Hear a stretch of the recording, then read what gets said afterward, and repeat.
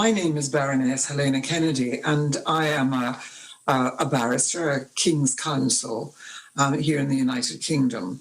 I'm also the director of the International Bar Association's Institute of Human Rights. I wanted to speak about the situation in Iran.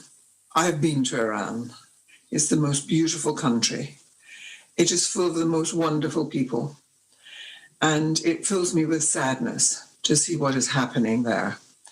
And I feel it is a real source of shame to the government that the government of Iran is behaving so badly to its own people. Following the Iranian government's announcement of the increase in the price of fuel oil in November of 2019, the population initiated a response in the form of mass protests.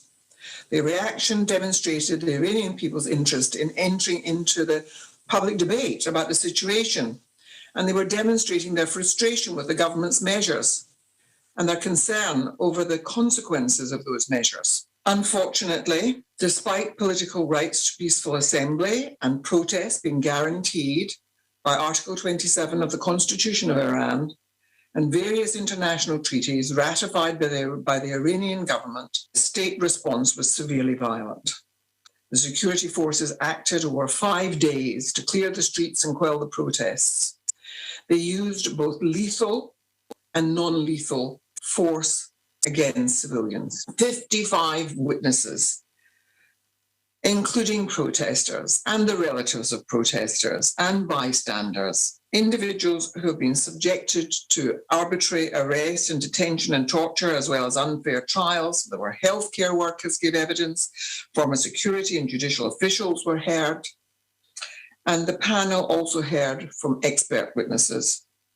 They had written statements also from 169 other witnesses. The tribunal found that the restrictions the government imposed, including the use of both non-lethal and lethal force, was not proportionate or necessary and only served to extinguish the right to protest and violate the range of civil and political rights of individuals who were simply asserting their right to engage in public debate. The tribunal found that the actions of the authorities involved arbitrary arrests, it involved forced confessions, and indeed there were enforced disappearances. People were kept incommunicado, and some people were never to be heard of again. Freedom from torture is one of the fundamental rights that has to be protected around the world. Unfortunately, detainees, including women and children, were routinely tortured and ill-treated and occasionally subjected to sexual violence and to other inhumane conditions of detention. When one analyses the evidence, it becomes very clear that the protests were mainly peaceful, but a pattern of force was used to disperse those peaceful protests. The tribunal found that the evidence demonstrated that the authorities were routinely seeking to cause as much harm as possible, and that they did so using dangerous weapons against children, the elderly, those with disabilities, women, and others. Many detainees were denied access to lawyers during the investigation, and some were denied the assistance of a lawyer of their own choosing at their summary and predetermined trials. And they were predetermined. There was no question that there was going to be any acquittal. And so what we found in looking at that evidence and what we heard from that tribunal was that the security forces were responsible for massive, gross violations of human rights. The evidence also demonstrated that beyond a reasonable doubt, there were crimes against humanity committed, crimes of persecution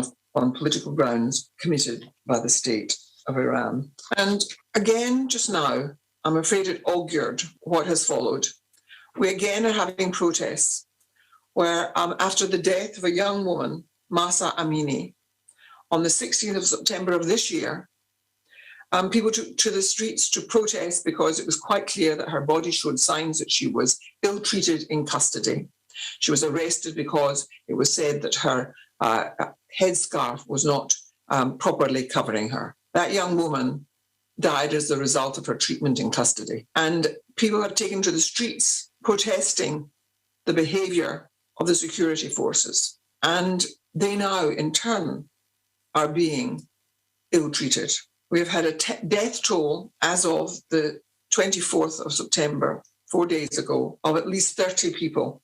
And of course, it's rising by the day. But 4 of those people were children. The Iranian constitution is a meaningless document if it is violated in this way. And it fills me with sadness to say it, but there has to be greater accountability for the government of Iran, or we're going to see continuing impunity for those who commit these kinds of crimes against the citizenry of Iran. And so the international community has to speak out, and we should be using targeted sanctions against the individuals who commit these crimes, who order these crimes, who are responsible for the behaviour of these forces. So in conclusion, I just want to say, as the repressive and violent response of the authorities towards peaceful protesters took place in 2019 in that crackdown, they're happening again today. This is not good enough. A wonderful country like Iran. Why is this happening? Why are you doing this to your people? Something has to be done to stop it now.